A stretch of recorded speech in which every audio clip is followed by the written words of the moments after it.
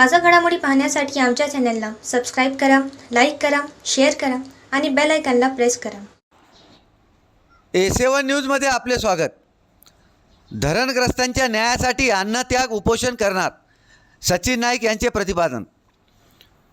जिल्ह्यातील येलदरी, सिद्धेश्वर व इसापूर धरणामध्ये संपादित झालेल्या गावांच्या जमिनीची आकडेवारी मागविण्यात आली असता सदर माहितीचा डेटा प्रशासनाकडे उपलब्ध नसून गोलमाल माहिती दिली जात आहे. धरणग्रस्तांच्या पाठपुराव्याकरिता प्रशासनाकडे अनेक निवेदन देऊनसुद्धा धरणग्रस्तांची प्रशासनाकडून उपेक्षा केली जात असून लवकरच अन्नत्याग आंदोलन करण्यात असल्याची माहिती धरणग्रस्त विकास संघर्ष समितीचे अध्यक्ष ॲडव्होकेट सचिन नाईक यांनी हिंगोली येथे पत्रकार परिषदेत गुरुवारी बोलताना दिली आहे. जिल्ह्यातील 3 धरणग्रस्तांमध्ये संपादित केलेल्या गावासह इतर माहिती देण्याकरिता 3 ऑक्टोबर रोजी पत्रकार परिषद बोलवण्यात आली होती. यावेळी ॲडव्होकेट सचिन नाईक, ॲडव्होकेट रवी शिंदे, वामनराव पोले, गोविंदराव मस्के आदींची उपस्थिती होती.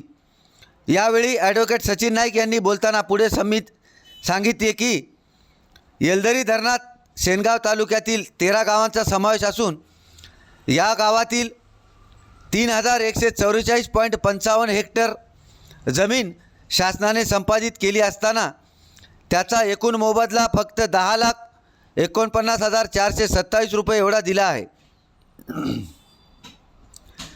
यामध्ये 6,830 कुटुंब बाधित झाले आहेत. इसापूर धरणात कळमनुरी तालुक्यातील 35 गावांची एकूण संपादित क्षेत्र 5,143.98 हेक्टर आहे. त्याचा एकूण मोबदला 2,90,48,000 रुपये देण्यात आला आहे. यामध्ये एकूण 1,513 कुटुंब बाधित झाले आहेत. सिद्धेश्वर धरणात औंढा नागनाथ तालुक्यातील 7 गावांचा समावेश असून या गावातील 3,300.55 हेक्टर जमीन संपादित केली. यामध्ये 2,348 कुटुंब बाधित झाले आहेत.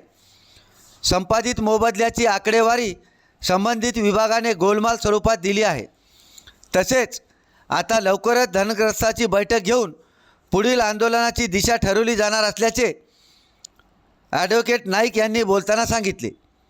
A7 न्यूजसाठी अनिस अहमद, हिंगोली.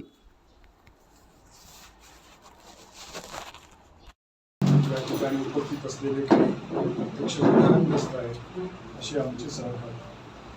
मागच्या 2 ऑक्टोबर 2023ला आम्ही जिल्हा प्रशासनाला एक निवेदन सादर केलं होतं. जवळपास 5,000च्या वर धरणग्रस्त या ठिकाणी आले होते आणि त्यांनी काही आपलं म्हणजे काही शासनाकडे काही त्यांनी मागणी केली नव्हती, पण त्यांनी शासनाला काही माहिती देण्याची विनंती केली होती. परंतु मागच्या 1 वर्षापासून आम्ही सातत्याने प्रशासनाकडे या संदर्भात पाठपुरावा करतो आहे. परंतु जी प्रशासनाची जी उदासीनता आहे, अत्यंत प्रचंड अशी उदासीनता प्रशासनाची आहे. प्रशासनाकडे बऱ्याचशा गोष्टीचा डेटा सुद्धा उपलब्ध नाही आहे. म्हणून मी आता मागच्या 23 तारखेला प्रत्यक्ष जिल्हाधिकाऱ्यांना भेटून एक निवेदन दिलं की जी माहिती म्हणजे जी तुम्ही आज एक समाजातला एक अत्यंत ज्याची उपेक्षा झालेली आहे, ज्याच्यावरती प्रचंड अन्याय झालेला आहे, अशा लोकांबद्दल प्रशासन माहिती देत नाही, ती चिंतेची बाब आहे. म्हणून त्यांना आम्ही सांगितलं की आम्ही येत्या 2 ऑक्टोबरला पुन्हा आंदोलन आम्हाला करावं लागेल. तर मग त्यानंतर परिस्थिती अशी झाली की त्यांनी 1 तारखेला आम्हाला माहिती दिली. 1 तारखेला त्यांनी आम्हाला माहिती दिली आणि ती माहिती म्हणजे अतिशय मोघम आणि चुकीच्या स्वरूपाची दिली असं म्हणायला हरकत नाही. कारण मी त्या तुमच्या समोर काही फॅक्ट्स ठेवतो मी तुमच्या समोर. त्या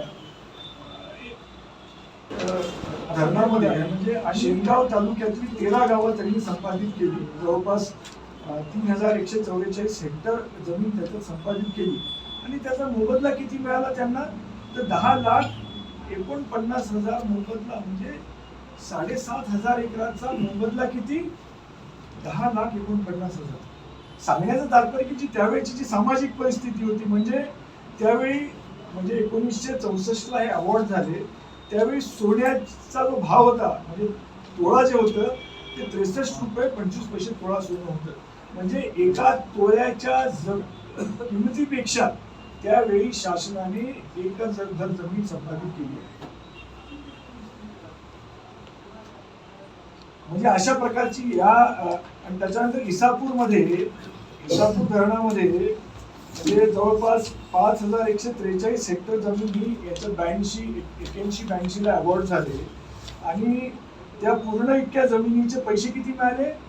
2,80,48,00,000 रुपये इतका फक्त मोबदला मिळाला. तर त्या वर्षीचा आपण सोन्याचा भाव जर पाहिला तर त्यावेळी सुद्धा सोन्याचा भाव जो आहे 1645 रुपये तोळा होतं. म्हणजे त्याच्या आत म्हणजे 1 तोळ्याच्या आत या एकरभर जमिनीची किंमत शासनाने दिली. मी गुगलवर शोधत होतो म्हणजे कलेक्टरचा पगार आता एक्झॅक्टली ते थोडंसं दिसत म्हणजे त्याच्यावरून अंदाज नाही लावता येत.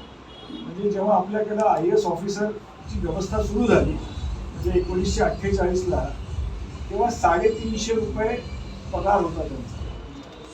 म्हणजे सामाजिक अव्यवस्था काय म्हणजे कलेक्टर आपल्या एका महिन्याच्या पगारामध्ये त्यावेळी 7 एकर जमीन विकत घेऊ शकत.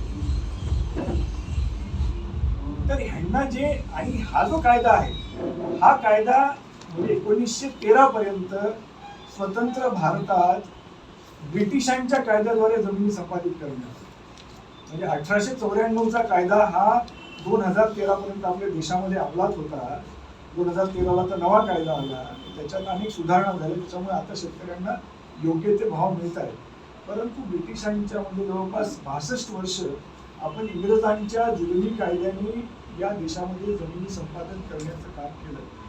अतिशय विदारक परिस्थिती आज या धरणग्रस्तांची आहे. काही धरणग्रस्त या ठिकाणी ते आपल्यासमोर काही भावना व्यक्त करते. ह्याच्या पलीकडे दुसरी एक म्हणजे जी याच्यातले इन्फॉर्मेशन आहे म्हणजे त्याच्यानंतर सर त्या काळामध्ये त्यांना जे आजोबा आमचे आई सांगायची की बाबा आमच्या आजोबाला जे पैसे आहेत हे कमीत कमी 10 ते 15 टप्प्यात मिळाले पैसे. अशा प्रकारे पैसे मिळायचे. ते पैसे आले की ते फक्त खाण्यापिण्याच्या याच्यामध्ये ते त्या झोपून जायचे. जवळचे जे काही थोडंफार होतं त्याच्यात त्यांनी 5-6 एकर शेती सुरेगावला घेतली. आजोबा पूर्णपणे अडाणी होते. साहेब कसल्याही प्रकारे सरकारकडून साधं धरणग्रस्त प्रमाणपत्र सुद्धा मिळालं. मी इथल्या हिंगोलीच्या कलेक्टर ऑफिसला जवळपास 4 ते 5 वेळा गेलो. यांनी सांगितलं की तुमचं जे गाव आहे एलदरी या गावाला जे पुनर्स्थापनचं जे ऑफिस आहे ते वसमतलं आहे. मी त्या ठिकाणी 3 ते 4 वेळा गेलो. मला एकाही वेळी त्या ठिकाणी कोणताही अधिकारी भेटला नाही.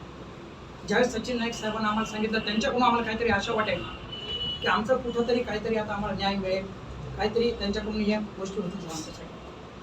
म्हणजे आजोबासाठी सर त्यावेळेस सांगितलं होतं की तुमच्यासाठी घर वगैरे बांधून देऊ. आमच्या अवॉर्डवर सर रक्कम लिहून दिलेली की तुम्हाला 2223 रुपये रक्कम देणार. ती रक्कम पण शासनाकडे आमची देशात जमा. आज जर अवॉर्ड जर घ्यायला गेलो पुनर्स्थापन ऑफिसचं त्याच्यानंतर आमच्या गावामध्ये किंवा आमच्याकडे आजपर्यंत कोणता अधिकारी आलेला नाही की तुमच्या इतक्या जमिनी गेलेल्या आहेत बाबा. कुठे आमची कुठे नोंदच काही दिसत. माझं नाव गजानन हाके. माझ्या आजोबाचं नाव तुकाराम पर्वतराव पोले. सख्खे मामा नाईक मला आमच्या आईचीच हे तुकारामजी पर्वतराव पोले. मूळ गाव त्यांचं जोडपिपरी.